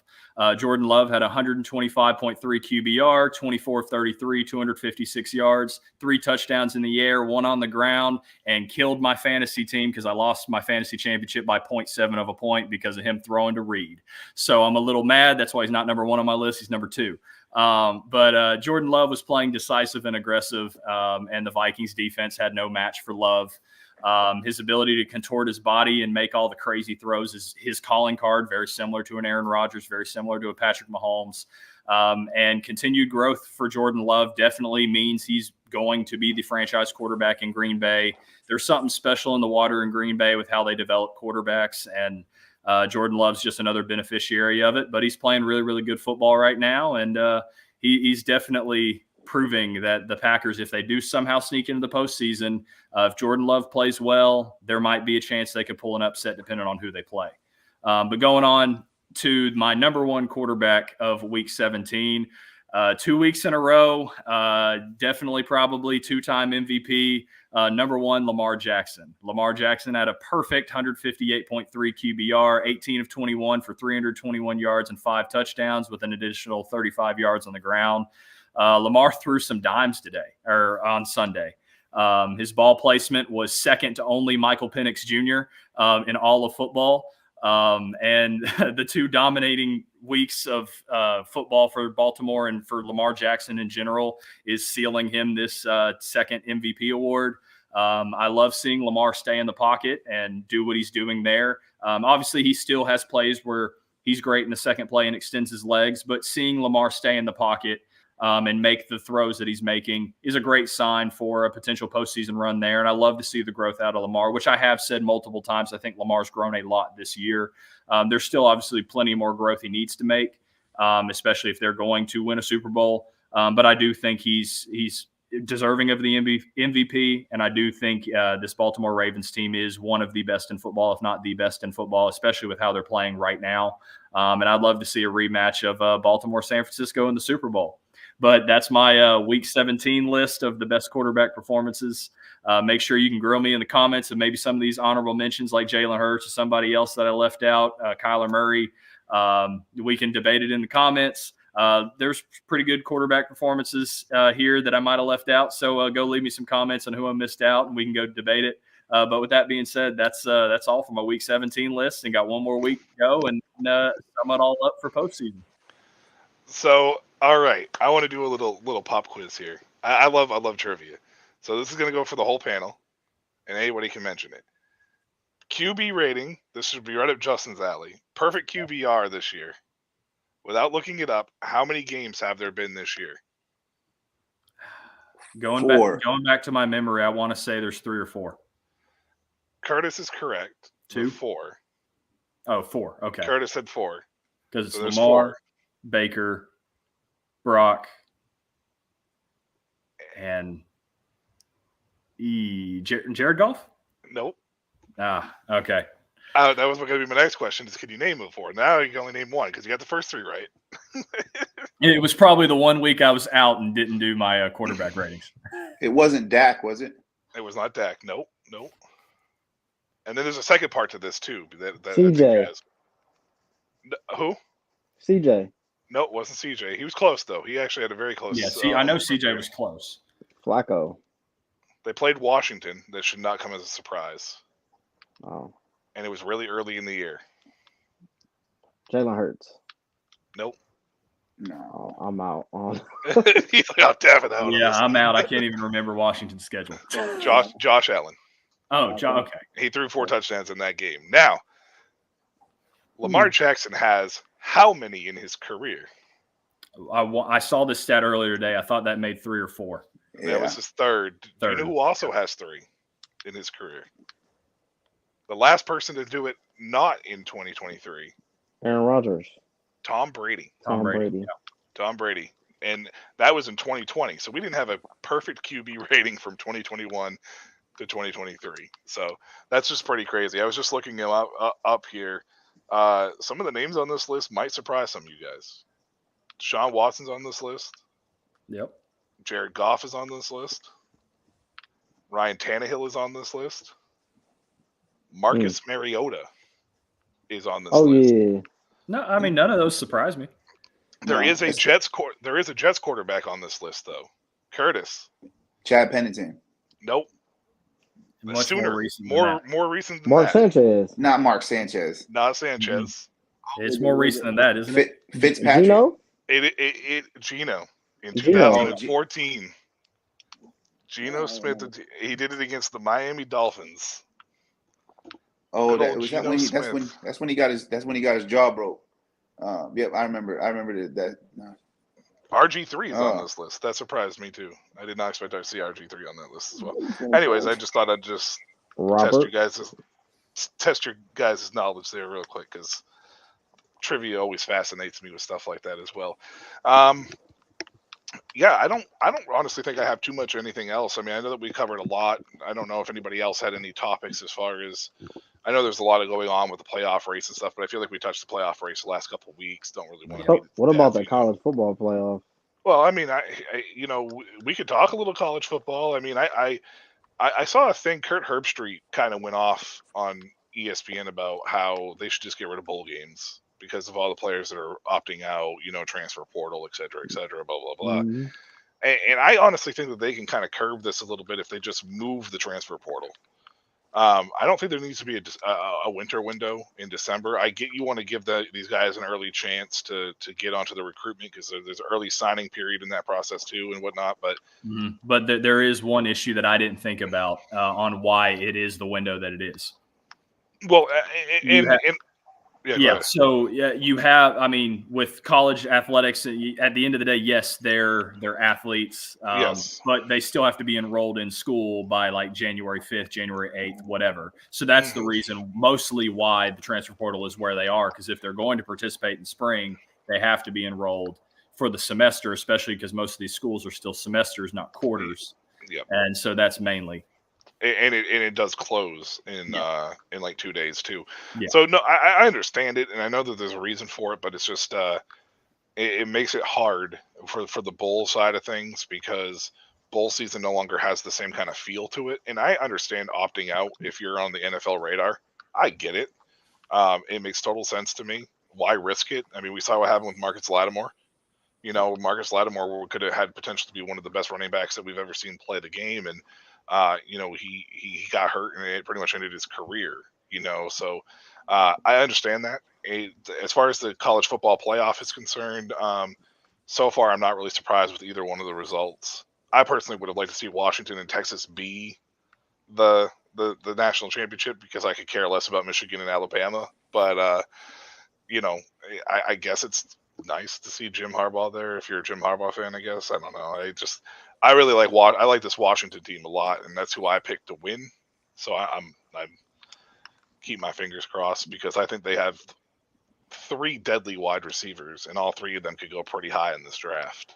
Do you think that Jalen Polk and Jalen McMillan? Do you think that that Penix Jr. has bolstered his draft stock? Because I know that I've seen most mock drafts have him going as like a mid-second round pick.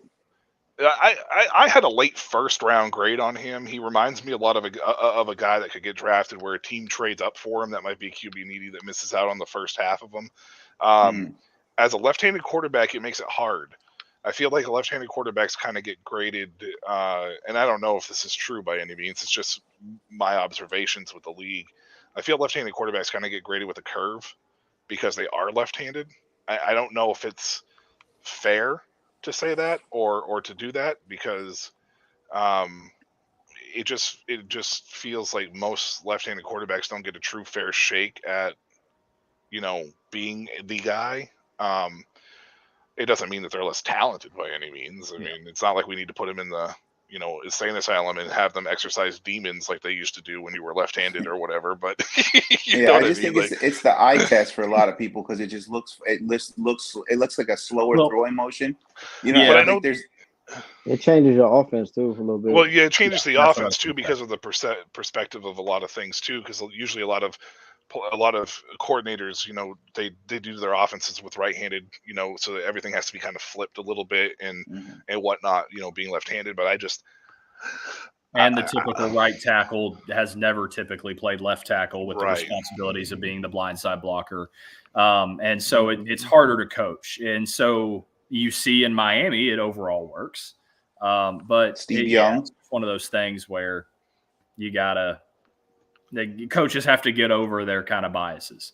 But I think the biggest issue for Penix Jr. is not necessarily the age or how he's playing or what he'll bring to a team. In the draft process, I think the medical is going to be the huge thing for him because of 4 consecutive years of injuries. And that's, I think, the biggest thing. And I think the ball placement, like I kind of said in my quarterback ratings, like Lamar Jackson's ball placement was only beaten out by Michael Penix Jr. Like Michael Penix Jr. was perfect all night with ball placement. And that's some of the best ball placement I've ever seen ever. So the dude can do it against high talent, all that. That translates. And even with that, I've kind of put him as a maybe second, like for example, if Washington passes on a quarterback and then decides Sam Howell's not our guy and they want to draft a guy in the second round, kind of like your first round draft pick B kind of thing, like pick 30, pick 33, pick 34, pick 35, stuff like that. I kind of see Penix falling in that case, but could very well be like a Teddy Bridgewater that if a team maybe a playoff team, like even Minnesota, again, just talking Teddy Bridgewater, if they wanted to either trade back into the first round or trade back to take a guy like Penix right at the end of or Penix Jr. right at the end of the first round, I could see that happening too. But a lot of it just has to be he needs to answer questions about the medical because I think from everything else, should be one of the better quarterbacks in this draft. And we will have a draft special, even though it's the middle of the season for Justin. I don't know if he'll be able to make it and AC, but we will have a draft special where we will talk about that as well for sure. Not to cut you off, Justin. I just wanted to mention that real quick. By all means, because I mean, to be honest with you, I feel like that next year's college football playoff with the 12 teams, I think that's really going to be the real way to go about this. And I know that a lot of people are like, oh, well, I don't want to see, 12 seed Appalachian State play, 4 seed Alabama and get blown out by 70 or whatever. And it's like, well, I still don't think a 12 seed is going to end up being App State for most of these cases. Well, probably still get us Minnow in there. And that's what I'm saying is I think you're going to start seeing a little bit of slanting with the rankings again too, because I mean, 3-loss LSU was the 13 seed, this past year, and you're telling me that whoever finished in 12th that they wouldn't slide LSU in there at 12, at 12 over, you know what I mean? So it's no more power. There aren't Power 5s anymore neither. Well, right, it's going to be a Power 4 conference per se. Yeah, it's definitely going to change. Look at Missouri. Did anybody think that Missouri was going to beat Ohio State when you looked at Ohio State earlier this year? I don't think anybody did. Luther Burden, that dude is legit. That dude is. And that tailback, was it Schroeder? Brady Schroeder, yeah. He was if you don't know who Luther Burden is, you should. Let's just put it that way. That dude I just don't. I've never understood when. I think the NCAA is paying for what they asked for, honestly. Like, take out the paying players part. The BCS, you can say it was flawed, but it is what it is. If you're going to play, like, it made bowls actually worth playing because you got to see some matchups beforehand that you maybe wanted to see. Like, when we talk about, say if it was Marvin Harrison Jr. Or let's peel back. When Clemson played Ohio State and Sammy Watkins went crazy on them, Bradley Roby decided to sit out. He can say he was hurt. He wasn't hurt. He ain't want that smoke because his draft projection would have dropped down. You know what I mean? Like, he would have torched him. But those are the matchups that people are looking to see. Yeah. Tom Brady's biggest game is the one against Alabama in his career. Yep. A lot of guys wouldn't play in that now. On And the I same think day as Michigan beat Bama yesterday, too. Then Or you the other look day. like you look at like, Jameson. and I think having played in it, like when you play anywhere from FCS all the way down, why not adopt the exact same playoff style if you're going to go to a playoff? They Well, the they have they FCS have the playoff system is awesome, in my opinion. that's how it is from D1 AA or FCS all the way down. Yeah. So just play it like that going forward. I don't never understood the whole 4 team thing. Like that just for what? It's like I want to get this over quick because even then, Bama, which I hate to use them as an example because it's horrendous. You get to prepare for a team for a month. Then you play the next team on Monday. It really just doesn't make sense to do it Yeah. that way. And a lot of the things that they were worried about was how much money to make in the bowl games. And they were really concerned about if they went to a 8 or 12 or whatever, system, that they were going to end up losing money with the with bowl and blah blah blah. And it's like, you already have these bowl games. Just use these bowl games as a playoff run. Call it whatever the hell you want to call it. Call it the General Post Lucky Charms Bowl for all I care. Nobody gives a shit about what the name of the bowl game is. They just want to see the matchup. Like, Oregon beat Liberty. Liberty fans and Oregon fans, nobody knew what the friggin' bowl game was.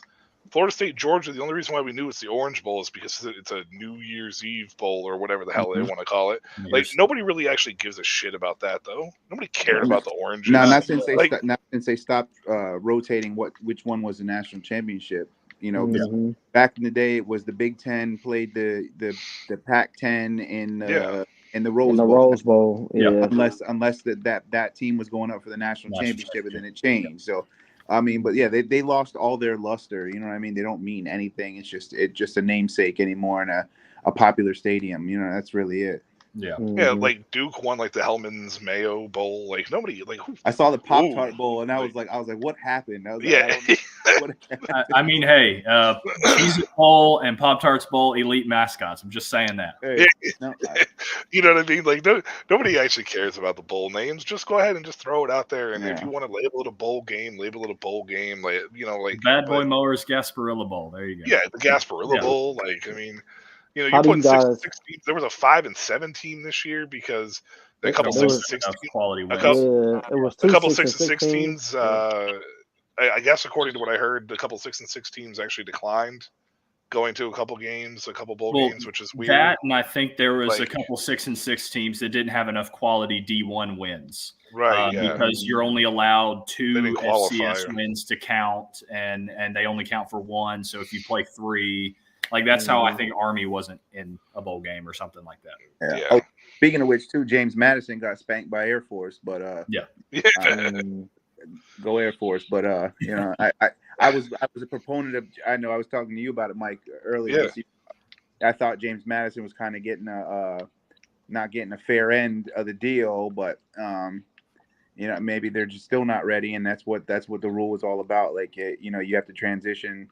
We don't want these FCS programs coming directly into mainstream, Division I NCAA football.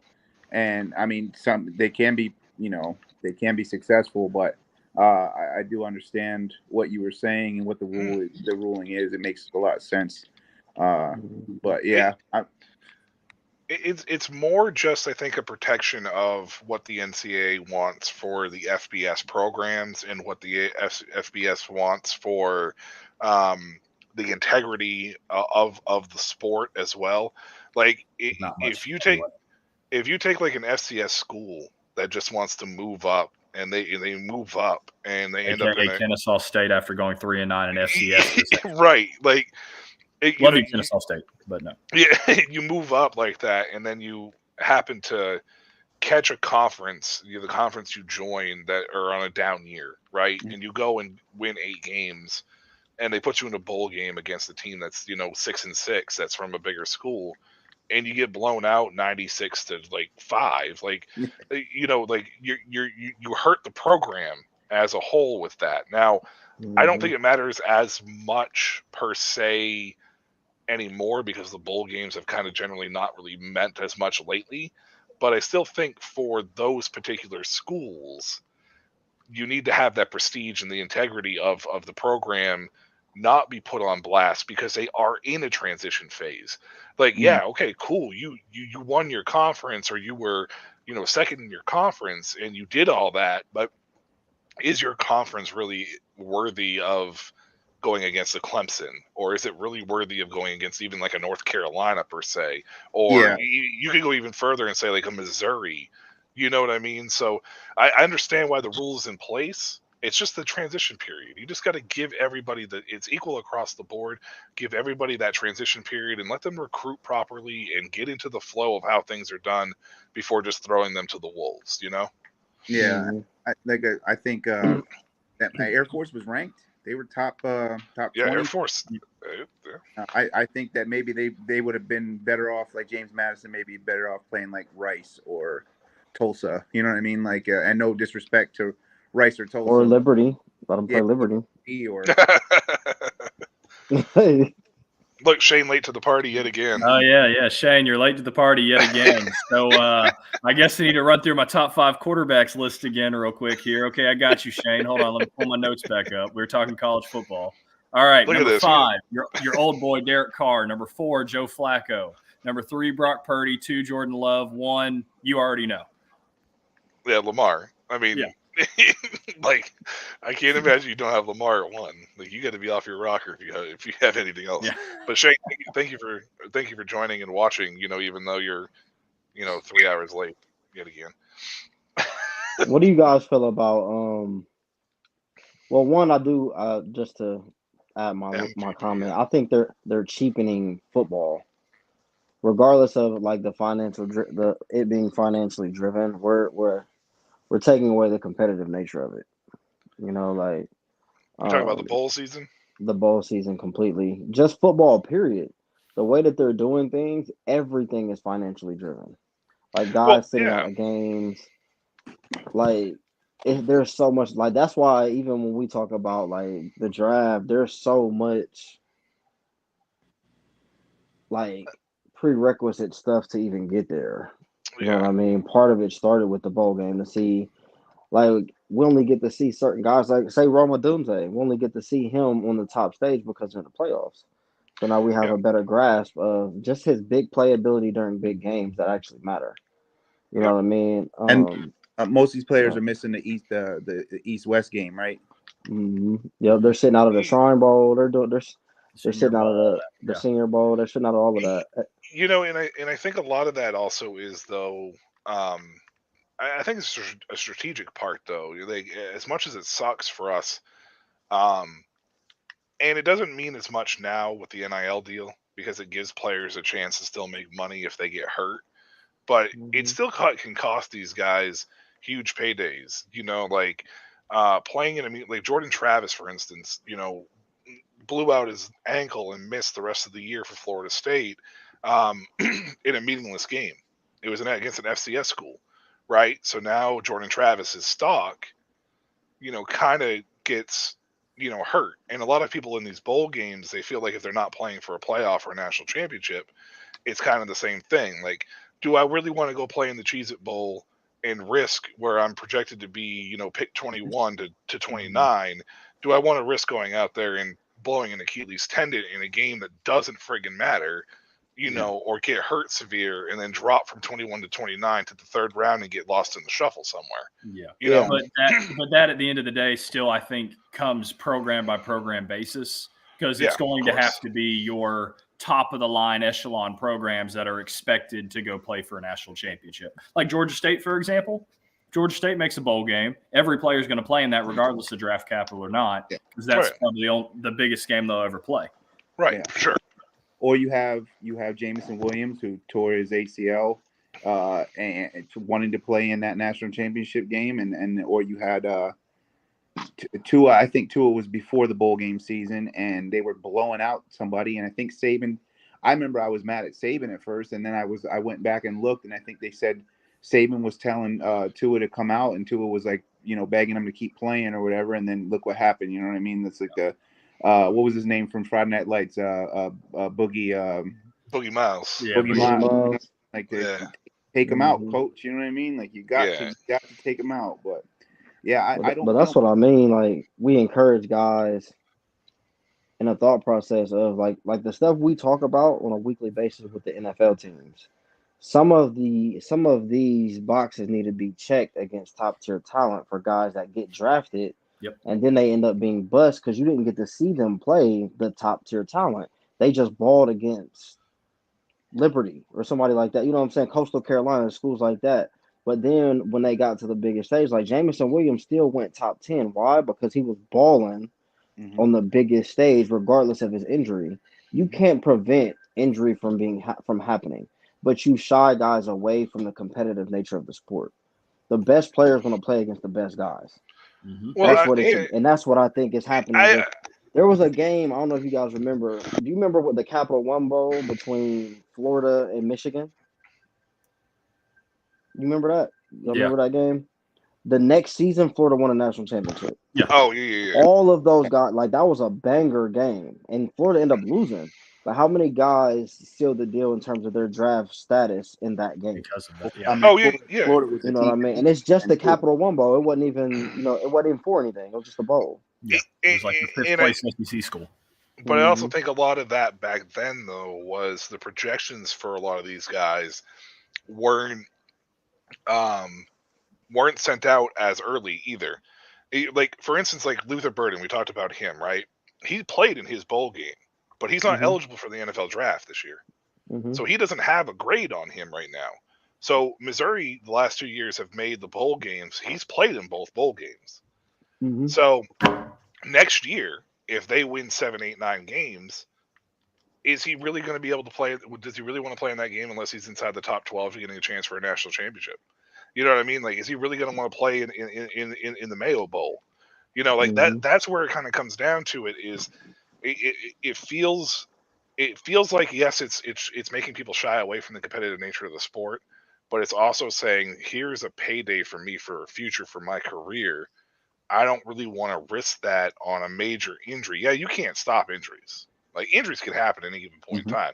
I mean, hell, Burden can trip over his dog, fall through a glass, go through a glass table and sever his artery in his leg, and hopefully that doesn't happen by any means. But it could be a freak. It could be a freak accident. Well, let's just stop adding stuff in there. Yeah, Naeem Hines, like on the jet ski accident this year, tore his ACL out for the year type of thing. They happen. Like, we know that they happen. There's a chance they happen.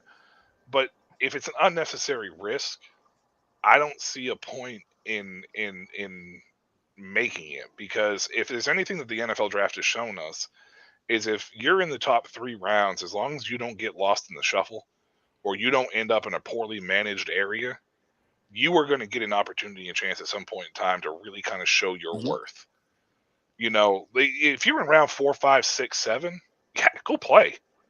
Go out there and ball out, because even if you have an injury at that point, you're not going to fall any further because you're already a 5th round pick. You might fall to round 6, but 7th or a UDFA. You know what I mean? Like, you know what I mean? So it sucks though. Like, it does. It sucks for college football. Even with it's a bowl season. Look what we do with the Pro Bowl. The guys we grew up watching, they played balls to the wall in the Pro Bowl. But that was Robert Edwards though. Robert Edwards, the whole thing with the Robert Edwards situation where he in that flag football game on the sand on the beach, destroyed his knee. His career was over after that. Never even came close to coming back from it. And they just were like, well, like, now what's the point? Did you see the flag game? Like the flag game that they're playing now, Jalen Ramsey smacked Tyreek Hill. Could have got hit on that. Bring back that skills challenge they used to have, where it's football though. Like, that's what I don't understand. Those are the best guys. That's what you want to see. The best on best. Best guys want to play against the best. Not, I might get hurt. No shit. Yeah, you might get hurt. It's football. I also think it's about paying though, because I don't think they get paid for that. Yeah, they get paid to play in that game, man. And they get paid in the Pro Bowl though. I don't think so. They have, some of them have. Are you talking about the flag game or? No. I'm talking about the Pro Bowl game. I think you have an incentive to get to a Pro Bowl, but I think for the actual Pro Bowl game, Like, to actually It's play. basically The incentive. players get paid make the for it. players make 40,000. The winner makes 40,000. The loser makes 20. Oh, is that how that was? It's I been didn't like think that's that how that was. forever. I think it's more. I think it went up to like 55. The last year where it was, I don't remember them ever. I don't think I've ever knew that. So But yeah, the winner made. I think the winner made 40,000. The loser made 20. Might be like more than that. like what we were talking about, like we feel like some of these guys are. I think that the fans are maybe missing out on seeing some meaningful games with big name players that are going to be going in the draft. But like you think, like back in the day, like you were saying, you knew these guys, they were battle tested. Like I think that more so the Heisman and these big college football awards have been going to the correct players. I mean, if you think about it, when's the last time a Heisman Trophy winner came in the NFL and was a bust besides what's his name from Cleveland, Johnny Manziel? I mean, there really hasn't been a bad Tebow. in the NFL in a while. I mean, you think about like in '96 when Danny Werfel won it with Florida. He came in NFL and you know Spurrier drafted him because Spurrier was like, "Oh, it was my quarterback." He shouldn't have won the Heisman Trophy. He was nowhere near the best quarterback in NCAA, and he was like a 6th-round draft pick, and he was horrible in NFL. And you look at like who like the Heisman Trophy used to not really go to the best. You know, it would never equivalent to really good play on the field. You look at guys like Andre Ward that never really made it, but then you got. I think recently they've been getting them. They've been getting the awards. I think right for the most part. You know, even if it's not the guy that wins it, even like the top 4 guys, they still go in the NFL and pretty much ball out. You know what I mean? I just think like there's always the chance that you're going to draft a bust because it just happens. You're drafting 32 guys in the first round, and you know it's a lot of these offensive linemen that never really pan out. There's some defensive linemen that never really pan out. But obviously quarterbacks, which is that really sets your Yeah, team. and that's just because mainly the NFL is a league of timing and opportunity. Yeah. Some of these guys might not have been busts if they were drafted at pick 5 instead of pick 4. Yeah. well, I mean, like, And they got to be the system that fits you. Yeah. But look at these small school quarterbacks that didn't really play anybody, like Josh Allen. Like they had to be like, yo, how this guy's got this arm strength, but he plays for Montana. Or same thing with what was I'm losing his name from the Eagles. Carson Wentz. You know what I mean? He didn't play in a big school. Or you know, Trey Lance, same school. Yeah, you know, but they somebody saw something that nobody else saw, and it's not like he was the most battle tested where he played in the SEC. You know what I mean? Because it's the intangible. They draft off the intangible and the projection. Yeah, you know, I think for me, you know, going back to the best playing the best, whatever it may be, type of situation. As a fan, or from a fan perspective, or even from a team perspective, you know, like, I think that you take a look at, just as a Florida State fan, you know, Jordan Travis playing in that meaningless game against the FCS school. You know, like, I would have much rather had Jordan Travis for the following week, the week after that, heading into the playoffs, than I would have him playing against Northwestern Arkansas. You know, like, if I'm an organization and I have Lamar Jackson in a Pro Bowl game, and he gets lit up by, you know, Chase Young in San Francisco, and tears his ACL and blows his knee out, as an organization, I don't want to see that. You know, because it's a meaningless Pro Bowl game that doesn't help my organization at all in any which way, shape, or form. And if you're a Baltimore Ravens fan, you know, you're not going to want to see that either. So But that's I don't the know. thing. Like, it's not always about quarterbacks. No, well, Like, I'm just saying in general, as far as like the star players that's are a little concerned. No. different. Quarterback is so, Yeah. and I feel like they used to stay off of the quarterback. Like, they'd hit them, but they wouldn't like take them down. They wouldn't undercut them. But the even other players, But like, yeah, I'm sorry, what? I mean, Keon Coleman wasn't even y'all's leading receiver this year. He's projected to be a top receiver, but unless you in that top 5 draft pick range, why are you sitting out? Like, what's the other guy that played for y'all, the tall one? Johnny Wilson, yeah. Hey, he like 6'7", 6'8". He is, but he's projected to be at the end of the first round, early second round. He gets hurt, blows his knee out. He drops from second to fourth, 5th round. Like, it's just Michael Bush comes to mind. and Marcus Lattimore, they both come to mind when it comes to like those injuries. And again, I get it's football, it's a huge sport or whatever and whatnot, but I think that if I'm an organization from a standpoint, and more so with the NFL than necessarily really college per se, I don't want to see anybody get to a point where it's a possible career-ending injury in a meaningless game. It just it to me as a fan, I want to see these guys play for 3, 4, 5, 6 years, even if they come from Florida, because fuck Florida. As a Seminoles fan, fuck Florida. But even I still want to see Anthony Richardson play. Yeah, you know what I mean. Like I still want to see Anthony Richardson play for a few years just to see where he's going to be. It just that's the type of stuff that I think that they need to try to find a delicate balance for. Just because I love bowl season, but I mean, Florida State had 28 opt-outs or 28 people in the transfer portal against Georgia. Georgia had 0 starters. Like maybe 2. I think Marvin Jones Jr. was one of them, and he transferred to Florida State. So, but like they had like maybe 2 starters or players that played any consequential downs all year for Georgia opt out in that game, and that's the reason why it was so lopsided. Oregon probably could have played their QB4 against Liberty and still won the game. No offense again to Liberty, it's just a competitive balance. It was also going for some records too. Yeah, yeah, of course, but it was just a competitive imbalance in that sense. So, it just I don't know what the perfect solution is for it. I don't think there is a perfect solution for it. Well, the NIL deal was kind of hoping that. Yeah, well, I think in college football in general, we can talk about the NFL in a second, but with college football, I think a lot of this is going to start sorting itself out anyway, because now this Power 4 with the 12-team playoffs, like I've kind of mentioned, I think most of your typical years, you're not going to see the minnow in the 12-team playoff. You're going to see a 2-loss LSU or a 2-loss Michigan or a 2-loss Ohio State or a 2-loss Georgia get in over an undefeated minnow. And so with your top 4, what you're going to start seeing is you're getting closer and closer, especially with where the money is, because it's all financial, to where the Power 4 break off and do their own thing, which obviously is already going to make these like Cheez-It Bowl and a Pop-Tart Bowl and all this other kind of stuff meaningless anyway, once it's a 12-team playoff, even more so.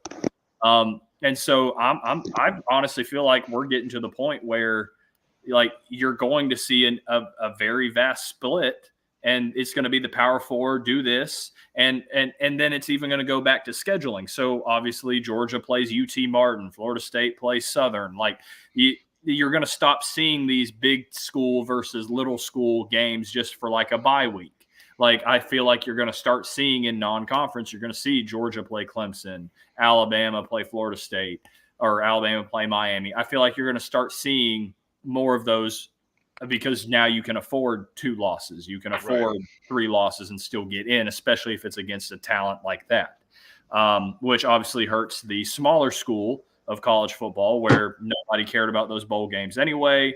And so why would I watch Georgia State play Bowling Green? And so obviously that's going to affect that level of college football. And then you're going to basically have FBS, FBSB, and then FCS. But then the only other thing to potentially fix that is talking about your NIL deals. You maybe turn NIL deals into more of similar to the College Game Day discussion, because I think it was said there too, make your NIL deals more like an NFL salary. You're not going to see Josh Allen automatically sit out week 18 because, he's just made his money already. He's done. Like, I don't need to play this game. I'm done. Like, I'm going to rest my body. Like, obviously, you can still talk about Lamar Jackson resting or Brock Purdy resting, whatever, for postseason when they've got everything locked up. But from a financial standpoint, you basically foregoing your game check when you're doing that. So you're getting paid for the game that you play, and the contract says you do this, this, and this. Right now, NIL is just you sign on the dotted line to make X amount of money from this package the school's giving you. That money's in your bank account. It's not tied to how many games you play and things like that, to where if you want to make guys play the whole game, talk about finances, incentivize it. Use the NIL deals to say, That's if you play in these 14 games or these 13 games, including your bowl game, you get the full thing. If not, we prorate it to you playing 12 games. Yeah, and that might be the best solution by all means. And I'm going to end this conversation tonight in this show tonight by just simply saying that don't sleep on the Sun Belt Conference. I think the Sun Belt Conference very easily could be part of a new Power 5 per se in the next few years. They're already starting to get there. There's a lot of solid teams down there, very good coaches. It just shows the amount of talent that is in this, in this nation, in this country for sure. AKA the South, because that's where they basically all recruit from. The South, yeah. It's the truth though. It's primarily the South, and honestly, what I do also would like to see is the Pac-2. I like to see the Pac-2 maybe give North Dakota State and South Dakota State proper bring-ups finally. Well, because those two programs have. There's no longer a Pac-2. Well, what is it? Well, didn't they join? But they didn't join the Mountain West. They just joined forces with the Mountain West or something. No, they've joined. Well, for football only. Yeah, aren't they just like a marriage between them and the Mountain West or something? Yeah, I think they're going to try to grow that conference back up, but I think it's going to take a little while. And they never should have ended the Big East. Right. Big that East, was dumb. Where it was at? I don't know why they did that. Well, it was the Big East was for whatever reason the schools that were in the Big East when the conference wanted to dip its money or dip its scales into the basketball programs because the basketball schools were there was more basketball schools in the Big East than there was football schools. And then the ACC just came along and was like, well, we'll accept you into our conference and you can come over all across the board and the Big East can just do basketball if that's what they want to do. And that's why we have a Big East in the basketball, but we don't have it in football now. That's what I used to always think. And all those guys basically went to the ACC or the American. With Notre Dame, I was like, how is Notre Dame Big East or ACC in basketball and then they're Division I independent for football? You know what I mean? Like they get to make their own schedule every year. That's a completely different thing. Notre Dame's got a weird. Yeah, that was Notre Dame. No, that was Notre Dame. It's a religious strange. Yeah, I don't know what they're doing with that was. It used to be Notre Dame, Temple, and the Big East were the four independent teams, and then obviously Temple went to the Big Ten, I think now. But I used to always thought that if you were in the Big East, you were in the Big East for every sport you were in. You know what I mean? Like I thought that your school had to be like sanctioned with that NCAA program. You know, I didn't know it was like you could choose per sport. It was just it's really you are linked in for every sport when you join a conference. It's just that when you're an independent, you kind of get to work with that. So it's up to you how you want to do that as far as that's concerned. Because I think New Mexico State was recently an independent after they left whatever it was, and they just recently joined a conference overall. But it's what stopped East Carolina from joining the Big 12 because East Carolina had a good football program, but they didn't have a good basketball program. So the Big 12 was like, we can't invite you because you don't have your baseball program's fantastic, but your basketball program is not very good. And I just also wanted to close out this show tonight here, the Goal Line Sand, Justin, AC, Curtis, of course, as always, me, Michael Washington, by just saying that UCLA is further away from Rutgers than it is like Venezuela. So that's going to do it tonight. And until next week, have a good one.